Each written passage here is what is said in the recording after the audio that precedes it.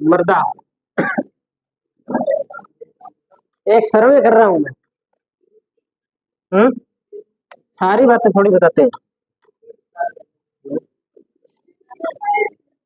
Report आएगी फिर बताएंगे।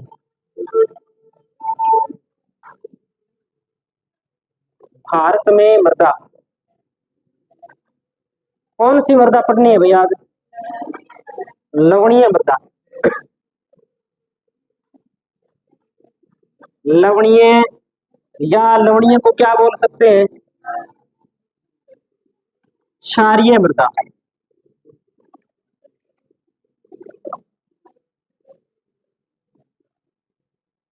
लवणीय या क्षारीय मृदा। ठीक है। लवणीय या क्षारीय मृदा के और नाम क्या हो सकते हैं? अन्य नाम की अगर बात करें तो क्या नाम हो सकते हैं?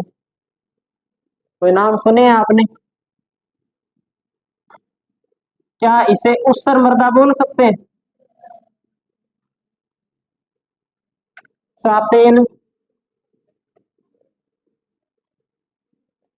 कल्लर, रेह, ये सारे के सारे इसके स्थानीय नाम है। ऊसर, रेह, कल्लर, चापेन, या इसे ही बोल देते हैं लवणीय या क्षारीय मृदा।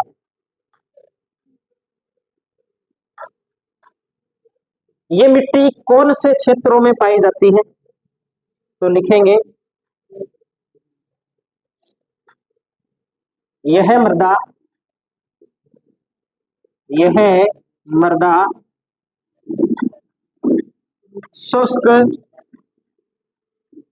अर्ध शुष्क तथा अधिक वर्षा वाले क्षेत्रों में पाई जाती है। कौन कौन से क्षेत्रों में पाई जाती है? शुष्क, अर्ध शुष्क और अधिक वर्षा वाले क्षेत्रों में यह मृदा पाई जाती है। अगली बात करें अपने शुष्क और अर्ध शुष्क क्षेत्रों के अंदर पाए जाने का कारण क्या है? तो शुष्क और अर्ध शुष्क क्षेत्रों में यह मिट्टी पाए जाने का कारण है अधिक मात्रा में सिंचाई करना। तो लिखेंगे अगली बात,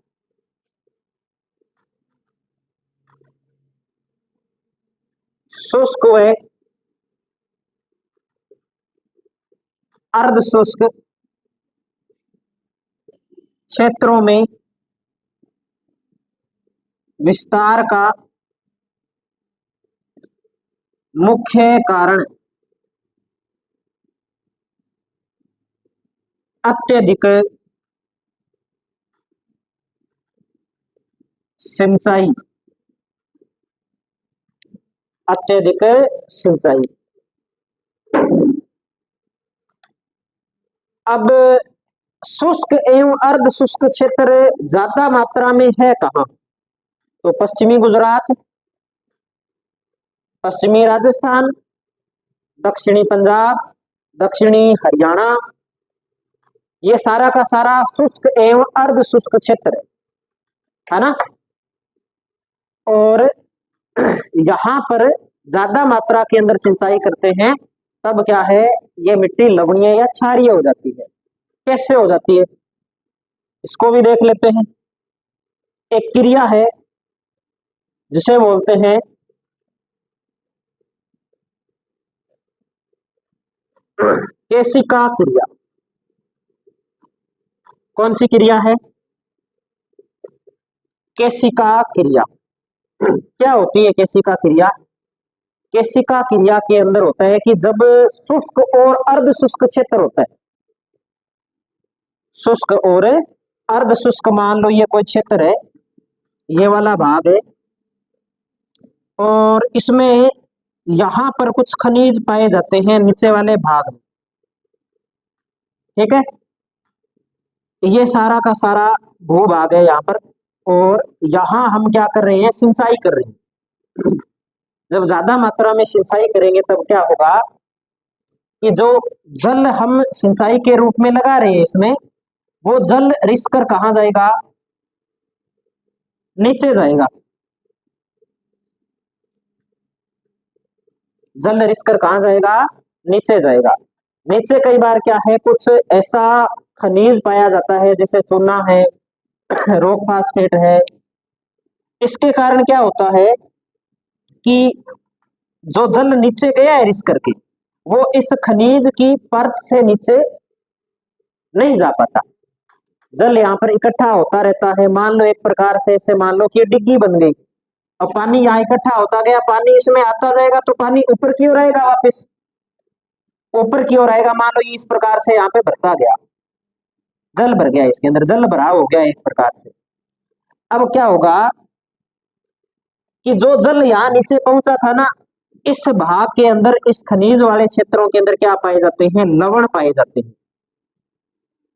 या हम कह सकते हैं नमक की क्या पाई जाती है, मात्रा पाई जाती है। ये लवण या ये नमक जैसे जैसे इसमें जल भरा होगा, ये जल के साथ कहाँ आएगा, ऊपर आएगा। और ज्यादा सिंचाई करने के कारण क्या है कि एक लंबे समय के बाद में जो लवण है वो लवण भूमि के ऊपर वाले भाग में आ जाएगी, और भूमि के ऊपर वाले भाग में आने के कारण भूमि क्या हो जाएगी, खारी हो जाएगी। और उसी भूमि को हम क्या नाम दे देंगे, लवणीय या क्षारीय भूमि के नाम से जानते हैं। तो लिखेंगे केशिका क्रिया क्या है,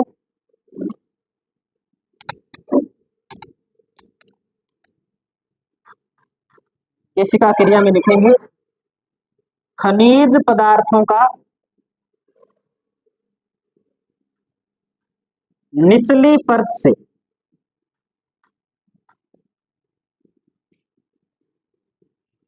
ऊपरी परत पर आना कौन सी क्रिया कहलाती है, केशिका क्रिया कहलाती है। केशिका क्रिया किस कारण होती है, ज्यादा मात्रा के अंदर सिंचाई करते हैं, उससे केशिका क्रिया होती है। ये बात समझ में आ गई सभी के, ठीक है। अगली बात नोट करते हैं हम।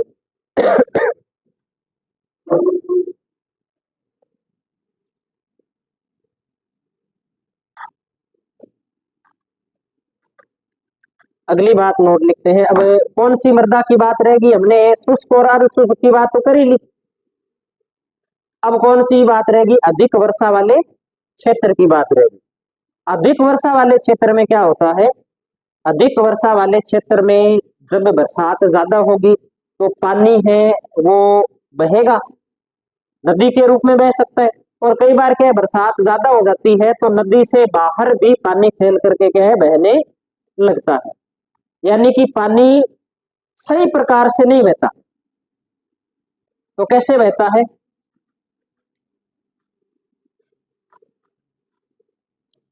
इसे अपने एक नाम दे सकते हैं,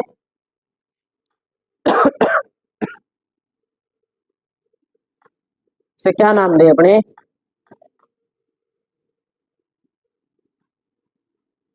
इसे एक नाम देते हैं अपने, प्रमुख रूप से एक भूगोल का नाम ये जो इसके लिए उपयोग किया जाता है।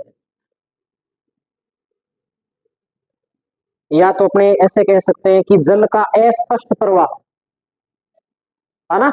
अस्पष्ट प्रवाह का मतलब हो गया जल का प्रवाह स्पष्ट नहीं होना, या जल का सही प्रवाह नहीं होना, जिसके कारण के ये समस्या सामने आती है। तो लिख देते हैं, इसमें लिखिए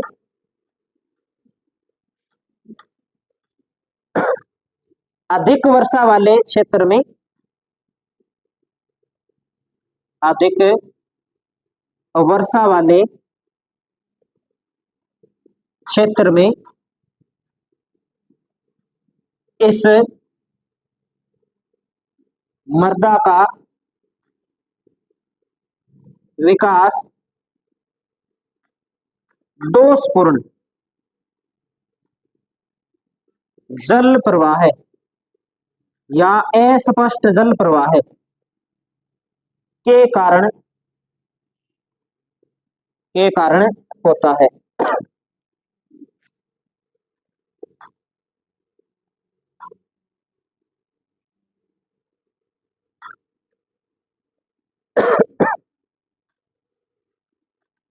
और एक बात इसमें और हम ध्यान रखेंगे कि जब जल का दोषपूर्ण प्रवाह होता है, अस्पष्ट प्रवाह होता है, किधर भी जल जा रहा है ज्यादा पानी होने के कारण, तो उसमें क्या है, एक स्थान से दूसरे स्थान के ऊपर जल लवण लेके आता है।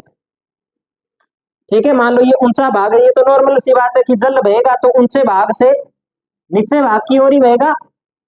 इसमें क्या होता है कि ऊंचे भाग से लवण लेकर के आता है जल, जिसे निचले भाग के अंदर क्या है, फैला देता है। लवण का ऊपर से क्या है, नीचे की ओर जाना, इसे बोलते हैं लीचिंग क्रिया। तो कई बार पूछ लिया जाता है कि अधिक वर्षा वाले क्षेत्रों में लवणीय मृदा के विकास का कारण क्या है, तो कौन सी क्रिया हो जाएगी, लीचिंग क्रिया। ऊपरी भाग से लवणों का नीचे की ओर जाना, ये ऊपर वाले ऊंचे भाग थे, इन ऊंचे भागों से लवण कहा गए नीचे क्षेत्रों के अंदर आ गए और इस मिट्टी के अंदर मिल गए, जिसके कारण ये भूमि क्या हो गई, बंजर हो गई, लवणीय या क्षारीय हो गई। तो एक बात इसमें और लिख देते हैं अपने, लिखिए लीचिंग क्रिया।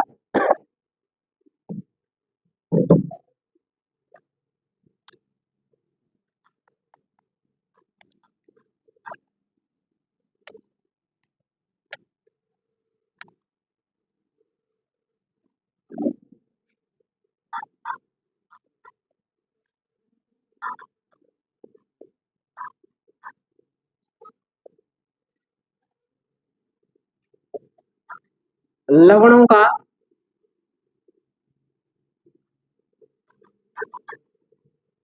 ऊपरी भाग से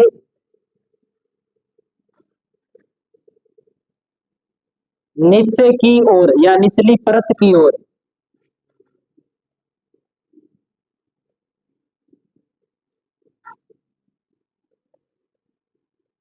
जाना या जाने की क्रिया क्या कहलाती है, लीचिंग क्रिया कहलाती है। अब बात करते हैं ये मिट्टी पाई कहाँ कहाँ जाती है। तो पश्चिमी गुजरात के अंदर जो कच्छ का रण है, वहां पर एक ये मिट्टी पाई जाती है। पश्चिमी राजस्थान में ये मृदा प्रमुख रूप से पाई जाती है। पंजाब और हरियाणा के अंदर ज्यादा सिंचाई करने के कारण इस मिट्टी का विकास हो गया है। ये बातें हमें इसमें प्रमुख रूप से ध्यान रखनी है।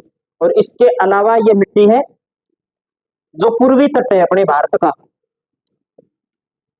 ये वाला भाग है, यहां पर भी क्या है, इस मृदा का विकास पाया जाता है। तो लिख सकते हैं भारत का पूर्वी तटीय मैदान, भारत का पूर्वी तटीय मैदान।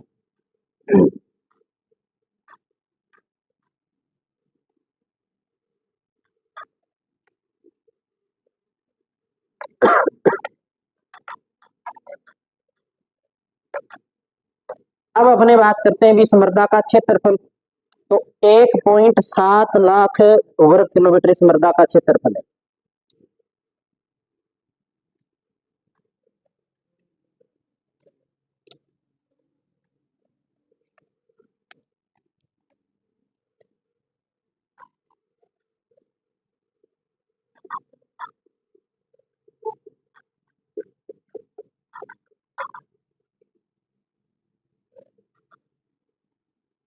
एक 1.7 लाख वर्ग किलोमीटर क्षेत्रफल। अब बात करते हुए इस मिट्टी में कौन कौन से तत्वों की प्रधानता पाई जाती है, कौन कौन से तत्व है वो ज्यादा मात्रा के अंदर इसमें पाए जाते हैं। तो सोडियम, पोटेशियम और मैग्नीशियम की अधिकता है इसमें। सोडियम, पोटेशियम व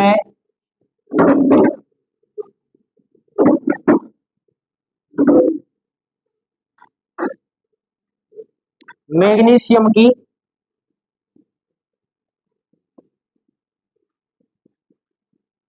अधिकता पाई जाती है। और ये जो सारे तत्व है, ये सारे के सारे तत्व लवणीय मृदा के अंदर क्या है, प्रमुख माने जाते हैं। तो कमी किसकी होती है, तो नाइट्रोजन व चूने की इसमें क्या होती है, कमी होती है। तो लिखेंगे नाइट्रोजन व चूने की कमी।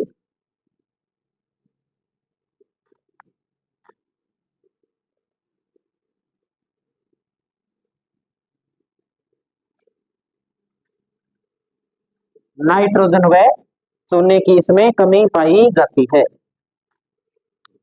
इस मृदा को कैसे सुधारा जा सकता है, तो इस मिट्टी के अंदर हरी खाद का प्रयोग कर सकते हैं, जिप्सम का प्रयोग करके इसे क्या है, सुधारा जा सकता है। ठीक है, ज्यादा मात्रा के अंदर इसमें इसका प्रयोग करना चाहिए। तो लिख सकते हैं हरी खाद के प्रयोग से सुधारा जा सकता है।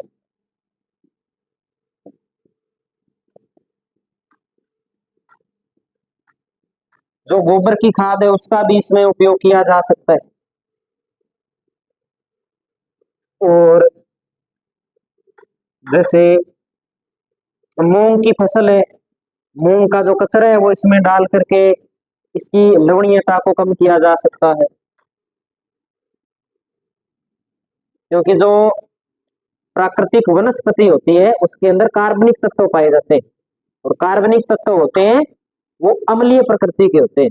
जब लवणीय के अंदर या क्षारीय के अंदर अम्लीय तत्व डालेंगे तो उसकी क्षारीयता क्या हो जाएगी, कम हो जाएगी, है ना।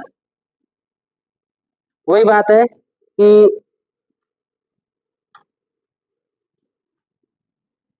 कैसे उदाहरण है, जैसे छाछ पीते हैं, खट्टी होती है, उसमें पानी डालते हैं तो उसकी जो खटाई है वो क्या हो जाती है, कम हो जाती है।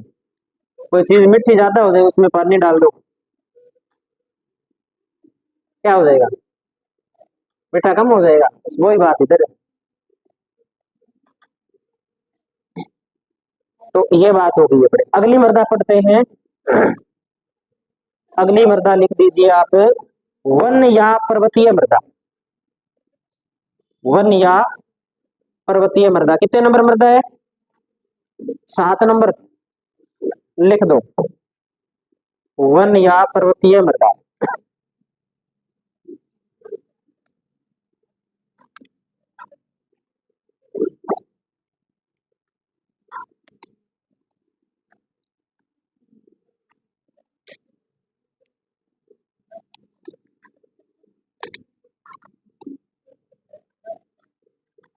पर्वतों पर क्या पाए जाते हैं, वन पाए जाते हैं।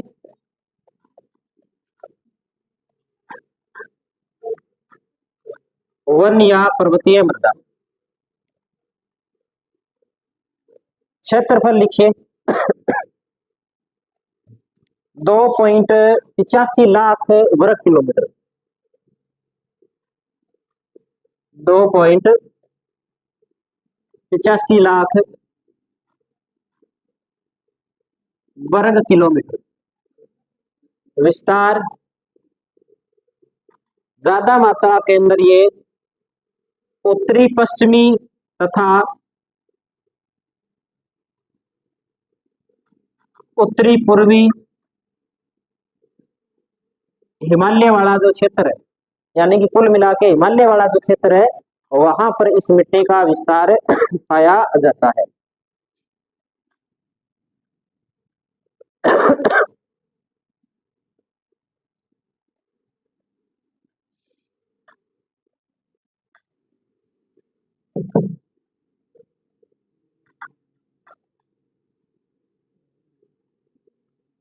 यहाँ वनों की पत्तियों से ह्यूमस बनता है, या हम ऐसे कह सकते हैं कि ह्यूमस की मात्रा यहाँ पे क्या होती है, ज्यादा होती है। और दूसरी बात अपने यहाँ पर देखें, यानी कि पेड़ पौधों की पत्तियां इस मिट्टी में ज्यादा होती है, इसीलिए इसका नाम क्या है, वन मृदा है। और पर्वतों पर ये पाई जाती है, इसलिए इसे क्या बोलते हैं, पर्वतीय मृदा के नाम से जानते हैं। इसके अलावा जो जैविक पदार्थ है, यहाँ पर जैविक पदार्थ के अंदर हो सकता है कि पेड़ों के तने हो सकता है किसी जीव जंतु की हड्डियां हो, वो भी इसके अंदर पाई जाती है, लेकिन उनका सही प्रकार से क्या अपघटन नहीं होता। अपघटन जानते हो, वो मृदा के अंदर के सही प्रकार से मिल नहीं पाते, उसे अपघटन बोलते हैं। तो उनका क्या है, अपघटन नहीं हो पाता। तो लिख सकते हैं इस मृदा में,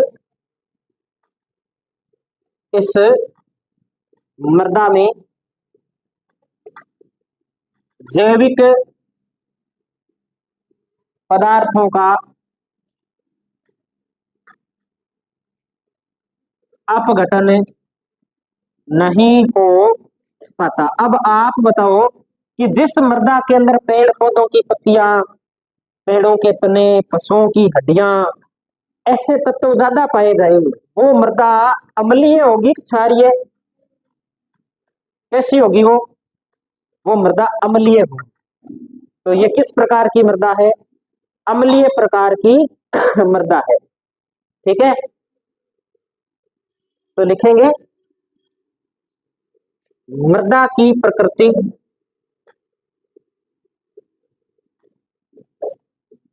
तो कैसी है, अम्लीय। पीएच का मान कितने से कम है,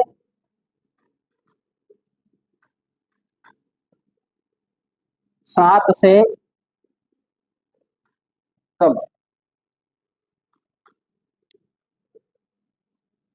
पीएच का मान 7 से कम है।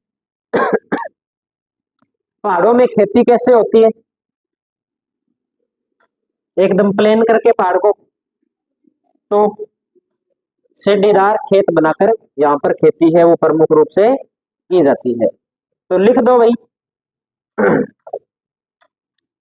यहाँ पर 2 प्रकार की खेती होती है।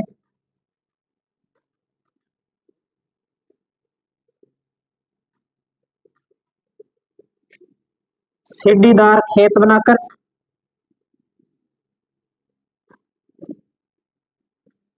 तथा झूमिंग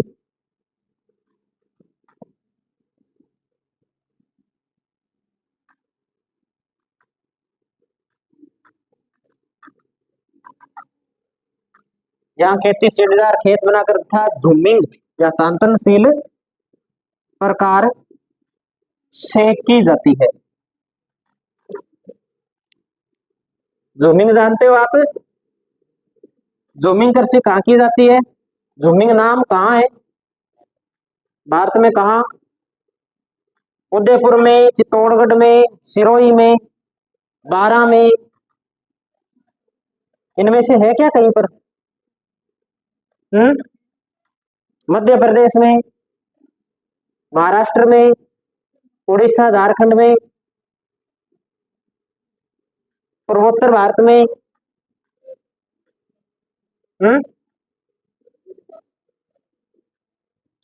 कहां पर?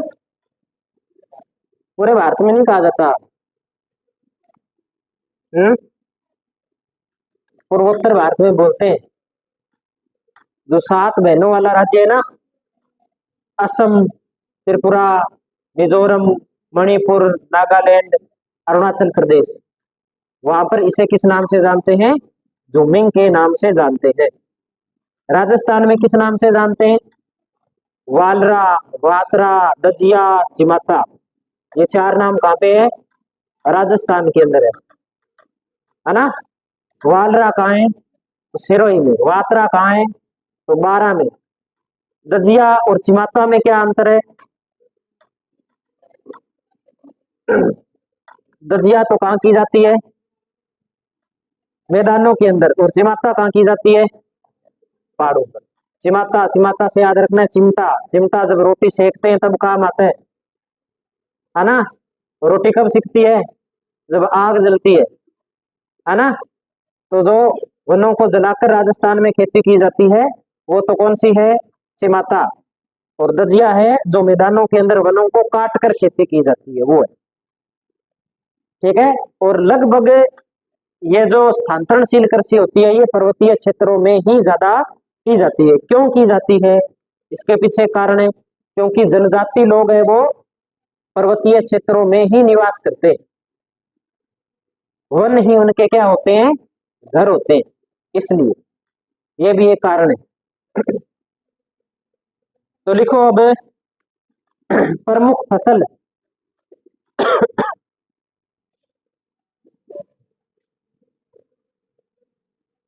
प्रमुख फसल। तो एक तो जहां स्थानांतरणशील कृषि नहीं की जाती वहां सूखे मेवे और चाय का उत्पादन किया जाता है, और बाकी जो स्थान है वहां पर कुछ भी बोया जा सकता है, बाजरा भी बोया जा सकता है, गेहूं भी बोई जा सकती है, या कोई फल के नॉर्मल पौधे हैं वो वहां पर लगाए जा सकते हैं।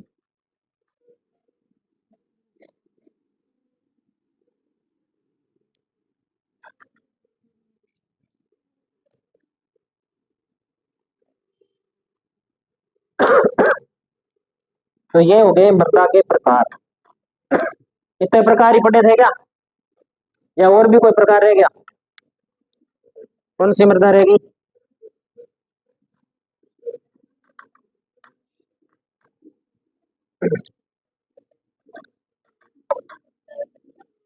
दलदली, पीट मृदा, लिखो फिर।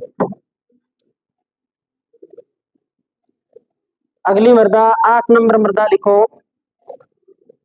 पीट या दलदली मृदा। मिट्टी में कोई ऐसी बात लग रही है जो समझ में नहीं आने वाली हो? सिंपल सिंपल बात है, समझने की बात है सारी।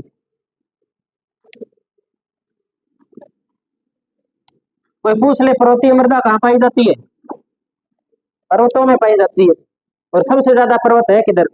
हिमालय के अंदर, तो पश्चिमी और पूर्वी हिमालय। मरुस्थलीय मृदा कहाँ पाई जाती है? जहाँ मरुस्थल पाए जाते हैं।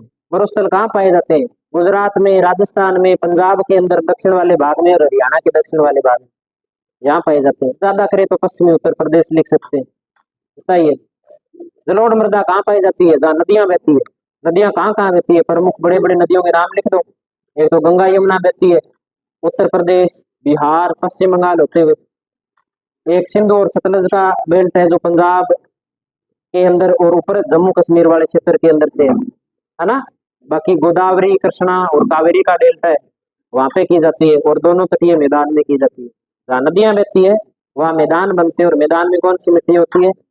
जलोढ़ होती है। काली मिट्टी कहाँ पाई जाती है? जहाँ ज्वालामुखी का दरारी उद्गार हुआ है। दरारी उद्गार कहाँ हुआ है हमें पता है, दक्कन ट्रैप बना है। दक्कन ट्रैप कहाँ है?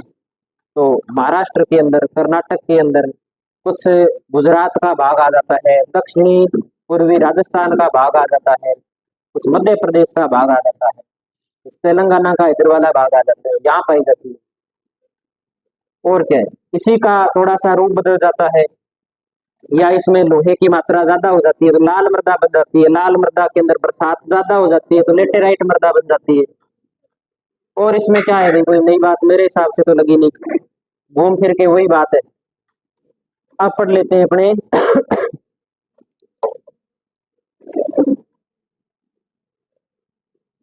पेट या दलदली मृदा। इसी का एक नाम और मिल जाता है, इसी को क्या बोल देते हैं? जैव मृदा के नाम से भी जानते हैं। ये मृदा कहाँ पाई जाती है? जहां बरसात ज्यादा होती है। तो लिखेंगे यह मृदा आर्द्र प्रदेशों में मिलती है। यह मृदा आर्द्र प्रदेशों में मिलती है या पाई जाती है। आर्द्र प्रदेश, आर्द्रता का संबंध सीधा सीधा वर्षा से होता है। जहां वर्षा ज्यादा होगी वहां वायुमंडल के अंदर नमी ज्यादा होगी। वायुमंडल के अंदर ज्यादा मात्रा के अंदर नमी होती है, उसे ही आर्द्रता कहते हैं। ठीक है, अगली बात लिखते हैं। इस मृदा में, इस मृदा में अत्यधिक मात्रा में इस मृदा में अत्यधिक मात्रा में जैव पदार्थ पाए जाते हैं, और जब इसमें जैव पदार्थों की मात्रा ज्यादा हो जाती है तब इसका रंग कुछ काला भी हो जाता है। ठीक है, तो एक बात इसमें हम ये भी लिख सकते हैं कि ज्यादा जैव पदार्थों की मात्रा के कारण क्या है, इसका रंग कैसा हो जाता है, काला हो जाता है। और कई बार क्या है इसके अंदर, जैसे फेरस एक तत्व होता है, फेरस की जब इसमें अधिकता हो जाती है तब इसका रंग नीला भी हो जाता है। तो दोनों बात हम इसमें लिख देते हैं कि जैव पदार्थों की अधिकता के कारण, जैव पदार्थों की अधिकता के कारण रंग काला। और दूसरा अपने इसमें लिख देते हैं कि फेरस आयरन की अधिकता के कारण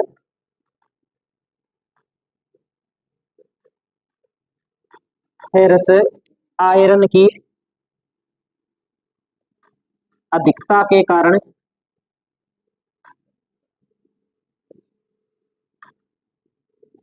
रंग इसका कैसा हो जाता है, नीला हो जाता है। एक ये हमें इसमें ध्यान रखना। अगर पूछे कि सबसे ज्यादा जैविक पदार्थ कौन सी मिट्टी में पाए जाते हैं, तो जैविक मृदा में या जैव मृदा के अंदर। और जैव मृदा को क्या बोलते हैं, पीट या दलदली मृदा के नाम से जानते हैं। तो लिखेंगे अगली विशेषता के रूप में, जैविक पदार्थ तथा ह्यूमस की अधिकता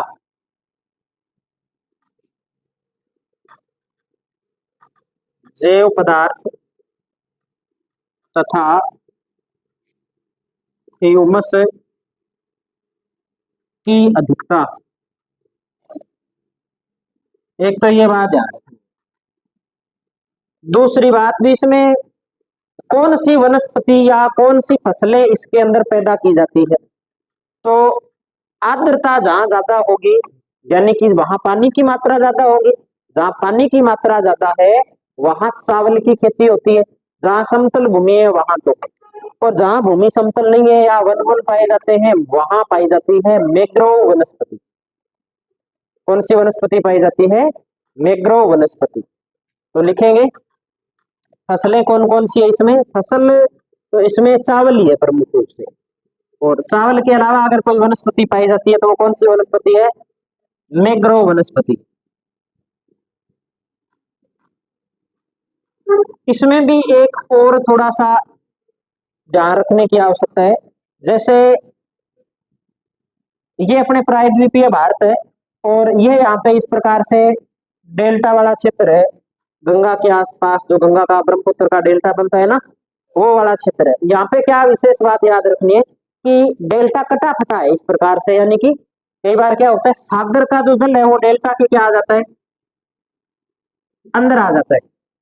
तो ये वाला जो भाग है यहाँ तो क्या बोया जाता है, सावन, और ये वाला भाग जहाँ खारा और मीठा दोनों प्रकार का जल पाया जाता है वहां दलदल बन जाता है, और उस दलदल के अंदर कौन सी वनस्पति पाई जाती है, मैंग्रोव वनस्पति पाई जाती है। ये बात हमें ध्यान रखनी है। मैंग्रोव वनस्पति की जो जड़ें होती है ना वो पानी में होती है, दलदल में होती है,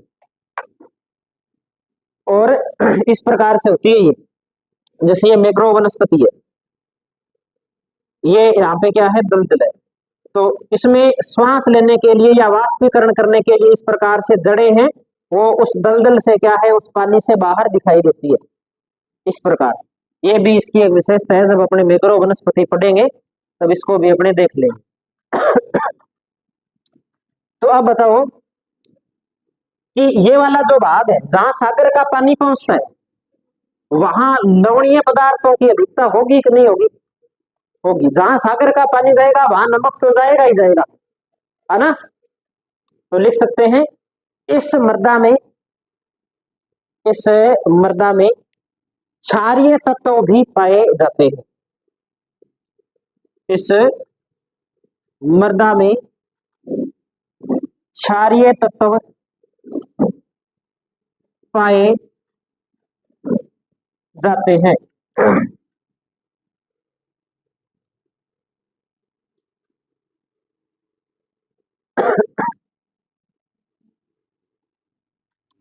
विस्तार लिख लेते हैं कौन कौन से क्षेत्रों के अंदर ये पाई जाती है।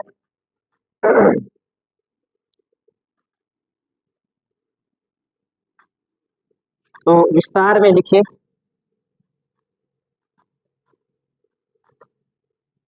पश्चिमी बंगाल, उड़ीसा,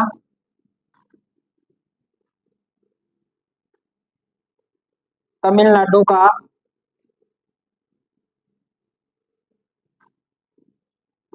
तटीय क्षेत्र।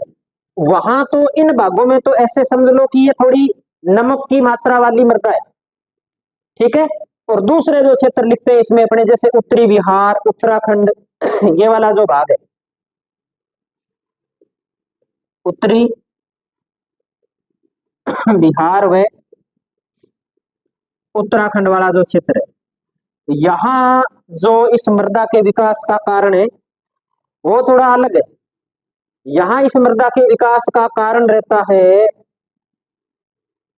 शिवालिक से जब नदियां नीचे उतरती है तो मैदान में आती है। मैदान में आने के कारण क्या है, वहां जल भर जाता है ना, ढाल नहीं मिल पाता। तो उसके उस क्षेत्र को बोलते हैं तराई क्षेत्र। उस तराई वाले क्षेत्र के भाग में इस प्रकार की मृदा पाई जाती है। ये हमें ध्यान रखनी है इसमें बात। तो ये अपने एक और मृदा हमने पढ़ ली, पेट मृदा। अब अगली हेडिंग लगाते हैं हम। ये मृदा के प्रकार तो कंप्लीट हो गए, अब लिखते हैं मृदा अपर्दन। मृदा अपर्दन, टाइम तो नहीं हुआ ना अभी, लिखो फिर मृदा अपर्दन, आज इसको पूरा कर देते हैं अपने। मृदा अपर्दन, मृदा अपर्दन क्या है? मिट्टी की जो ऊपरी परत होती है ना, उसका विनाश होना, उसका कटाव होना, उसका उस स्थान से हट जाना, क्या कहलाता है? मृदा अपर्दन कहलाता है। तो मृदा अपर्दन बढ़िया बात है क्या? बढ़िया बात तो नहीं है मृदा अपर्दन, गलत बात है। इससे भूमि की जो उपजाऊपन की क्षमता होती है वो कम हो जाती है। हमारे जो खेत है, उस खेत में से अगर हम 1 फीट मिट्टी की लेयर हटा दें ना पूरे खेत से, तो उसमें पिछली बार जो फसल हुई है उससे इस बार 75% कम होगी। यानी कि जिस खेत में 100 क्विंटल फसल होती है उसमें 25 क्विंटल ही फसल होगी। क्यों?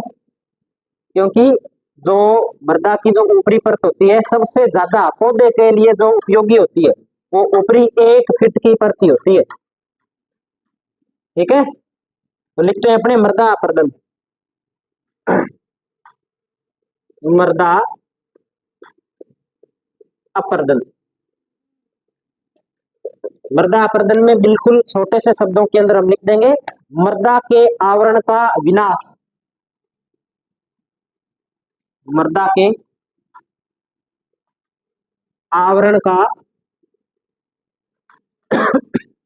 विनाश क्या कहलाता है? मृदा अपर्दन कहलाता है। ये जल के द्वारा भी हो सकता है, ज्यादा मात्रा के अंदर पानी बहेगा तो भी क्या हो जाएगा, इसका विनाश होगा। और अगर तेज मात्रा के अंदर आंधी चलती है, तेज पवन चलती है, तब भी इसका क्या हो जाता है, विनाश हो जाता है। तो जो मृदा अपर्दन है वो प्रमुख रूप से 2 प्रकार का होता है। सामान्यतः इसे कितने भागों में बांट सकते हैं? 2 भागों के अंदर। एक तो होता है जल द्वारा और एक होता है पवन द्वारा। अब देखो, जल की मात्रा ज्यादा कहां पाई जाएगी? जहां बरसात क्या होगी, ज्यादा होगी। तो हम कह सकते हैं कि आर्द्र प्रदेशों के अंदर जल द्वारा होगा, और जहां वर्षा होती नहीं, शुष्क और अर्ध शुष्क क्षेत्र है, वहां किसके द्वारा होगा? पवन द्वारा। तो शुष्क एवं अर्ध शुष्क क्षेत्र के अंदर है वो पवन द्वारा मृदा अपरदन होता है। अब भारत में सबसे ज्यादा मृदा अपरदन किसके द्वारा होता है? भारत में सबसे ज्यादा जल से। किससे होता है? जल से होता है। और हानिकारक कौन सा है इन दोनों में सबसे ज्यादा? जल वाला। ठीक है, तो एक बात लिखेंगे, जल द्वारा मृदा अपरदन, जल द्वारा हुआ मृदा अपरदन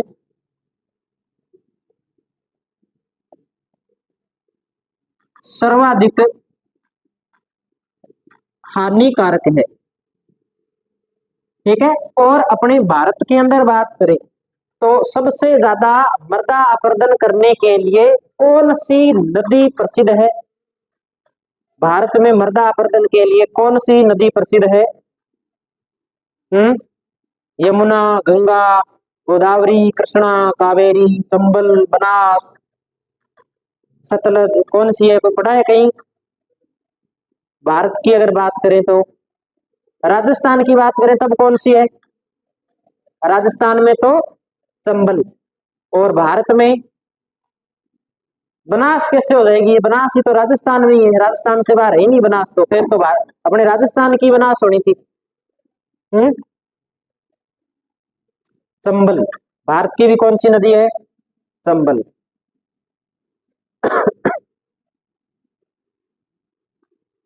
तो लिखते हैं अपरदन के प्रकार। अपरदन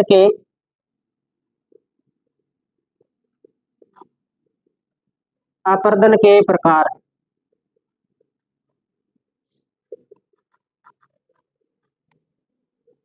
एक नंबर पे लिखते हैं अपने शीट अपरदन,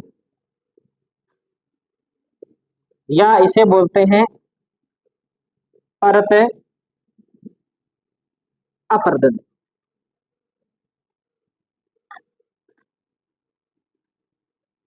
जब पानी पूरा फैल करके चलता है ना लंबे चौड़े क्षेत्र के अंदर, तब क्या है, मिट्टी की ऊपरी परत हटती है, पूरे क्षेत्र के अंदर ही हटती है एक परत के रूप में।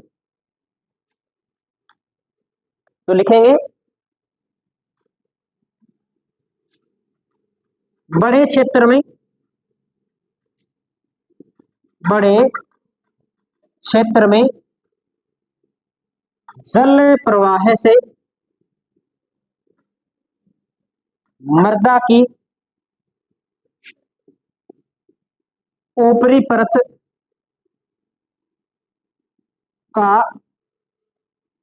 हटना, या ऊपरी आवरण का हटना, कौन सा अपरदन है? परत अपरदन। दूसरा है रिल अपरदन। जब पानी के थोड़े क्षेत्र के अंदर बहता है, पतले प्रवाह के रूप में बहता है, तब किसका निर्माण होता है? उसे बोलते हैं रिल अपरदन।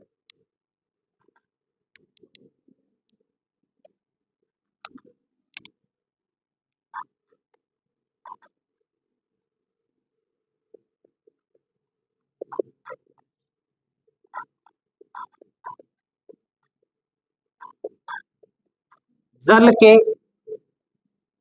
पतले प्रवाह से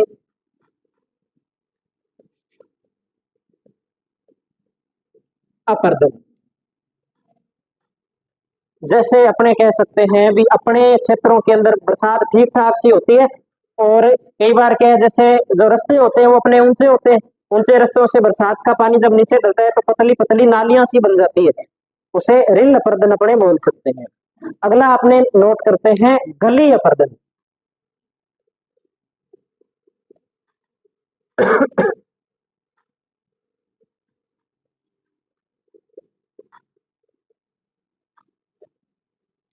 गली अपरदन। ये थोड़ा विस्तृत होता है, इसका एक नाम और मिल जाता है अपने को, अवनलिका अपर्दन। ये बड़ी मात्रा के अंदर नदियां करती है, ठीक है। तो इसमें लिख दीजिए आप,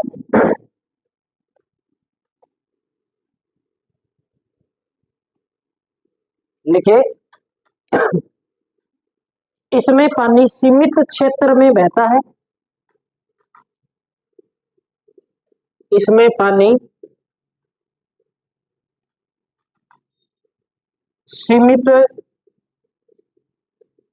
क्षेत्र में बहता है तथा अपर्दन अधिक करता है या कटाव अधिक करता है।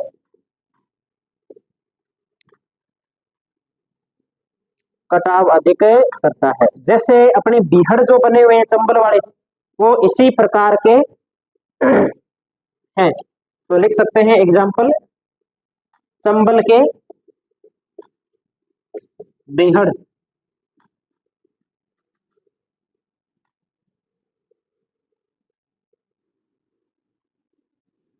इसके अलावा मृदा अपर्दन के कारण क्या हो गया, एक तो पवन अपर्दन हो गया, एक जल अपर्दन हो गया। इसके अलावा और वनों के अपने मृदा के अपर्दन के और क्या कारण हो सकते हैं, पेड़ पौधों की कटाई, ज्यादा मात्रा के अंदर सिंचाई, ये सारे के सारे किसके कारण है, मृदा अपर्दन के ही कारण बनते हैं कहीं ना कहीं। अब इनमें सुधार कैसे किया जा सकता है, वनों को लगाया जाए, जल से जो सिंचाई है वो सीमित मात्रा में की जाए, नदी के दोनों जो किनारे हैं उन पे वृक्षारोपण किया जाए, है ना, या नदियों के ऊपर बांध बनाए जाए ताकि बाढ़ नहीं आए। तो मृदा अपर्दन को क्या इस प्रकार से रोका जा सकता है। जल अपर्दन से सबसे ज्यादा जो प्रभावित होता है राज्य, वो कौन सा है, मध्य प्रदेश। जल अपर्दन से सर्वाधिक जिस राज्य की भूमि खराब हो रखी है वो राज्य कौन सा है, मध्य प्रदेश है। तो लिख दीजिए आप, लिखिए, जल अपर्दन से सर्वाधिक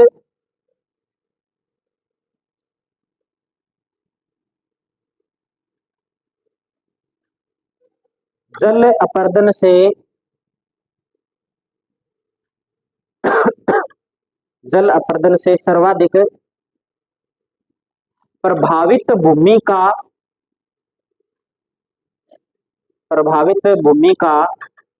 क्षेत्रफल,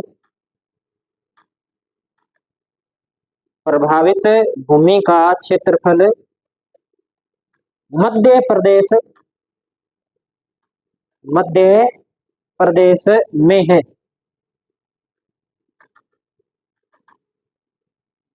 ठीक है। और अब दूसरी बात लिख देते हैं, मृदा अपर्दन से सर्वाधिक प्रभावित राज्य, मृदा अपर्दन से सर्वाधिक प्रभावित राज्य, यानी कि मृदा अपर्दन किसी भी प्रकार से, तो वो राज्य कौन सा हो जाएगा, राजस्थान। राजस्थान के पश्चिमी भाग के अंदर तो क्या है, हवा चलती है, लू चलती है, उससे रेत से धोरे इधर उधर हो जाते हैं। और पूर्वी भाग के अंदर चंबल नदी के अंदर जब बाढ़ आती है तब उससे बीहड़ का क्या हो जाता है, निर्माण हो जाता है। पूरा राजस्थानी मृदा अपर्दन से क्या है, प्रभावित है। ये हमें बात ध्यान रखनी, ठीक है। टाइम हो गया क्या, 4-5 नाम और लिख ले, आप लिख लेते हैं, आगे क्लास तो है नहीं, लिखो फिर। मृदा संरक्षण से संबंधित संस्थान, जहाँ कोई बिजनेस करना है क्या, कोई रोड पाड़ के सोना ही तो है, और क्या कर रहे, पढ़ना है नहीं, यहाँ 2 घंटे बैठे रहोगे बातें ही करोगे, इससे अच्छा है 2 बात और लिख लो। घर से आने का और घर पे जाने का तो आप लोगों का टाइम है ना, वो ऐसे फिक्स है जैसे एसडीएम ऑफिस के अंदर है, 9 बजे निकलना है तो निकलना है, घर पे 4 बजे पहुंचना है तो 4 बजे ही पहुंचना है ना। तो इससे अच्छा पढ़ लेते हैं 4 बात और लिखो।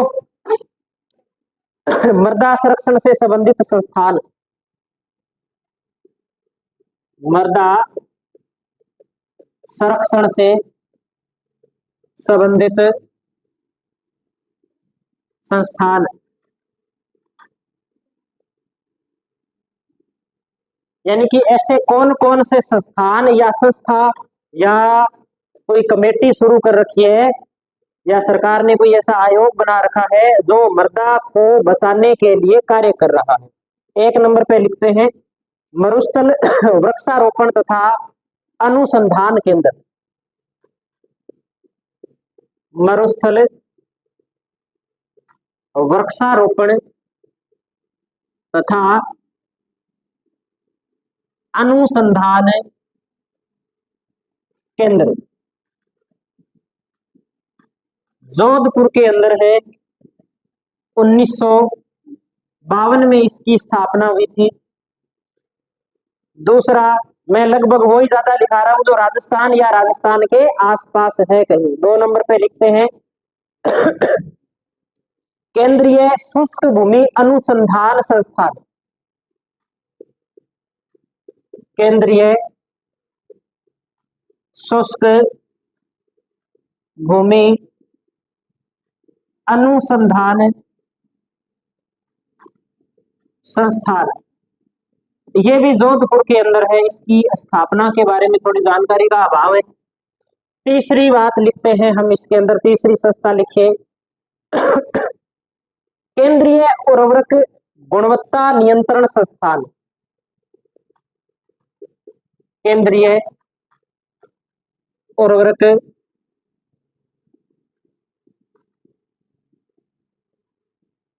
गुणवत्ता नियंत्रण संस्थान। ये जो संस्थान है ये हरियाणा राज्य के फरीदाबाद के अंदर स्थापित किया गया है। तो लिखेंगे फरीदाबाद हरियाणा।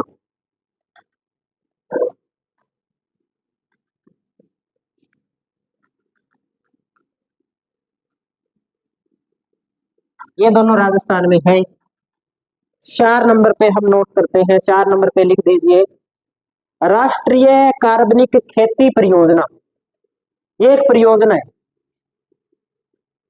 राष्ट्रीय कार्बनिक खेती परियोजना। इसकी जो शुरुआत है वो 2004 के अंदर की गई थी। ये बात हमें ध्यान रखनी है। 5 नंबर पे हम नोट करते हैं एकीकृत बंजर भूमि विकास कार्यक्रम।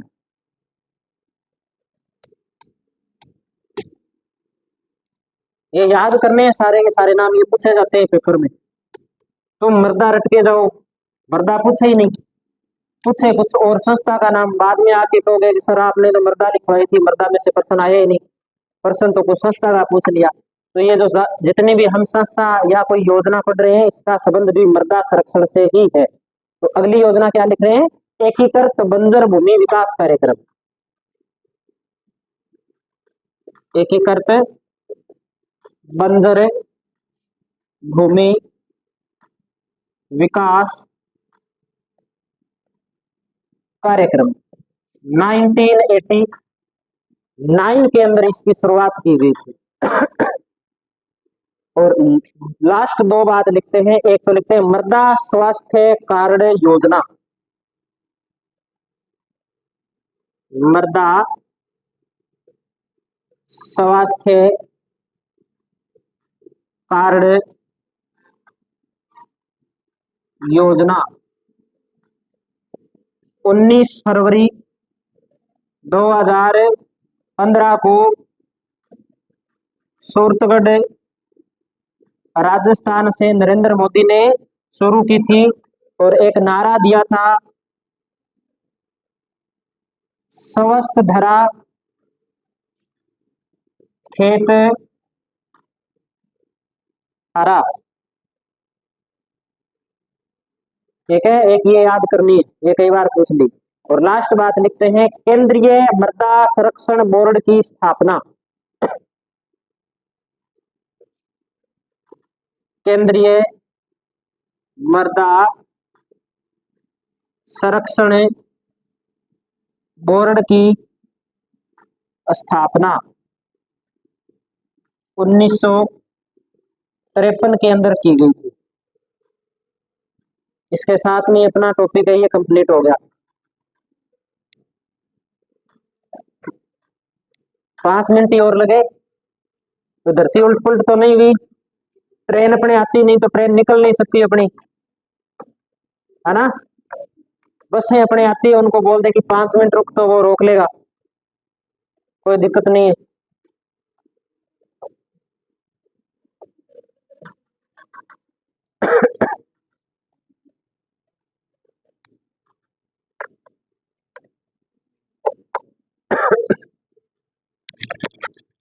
अब कल क्या करेंगे अपने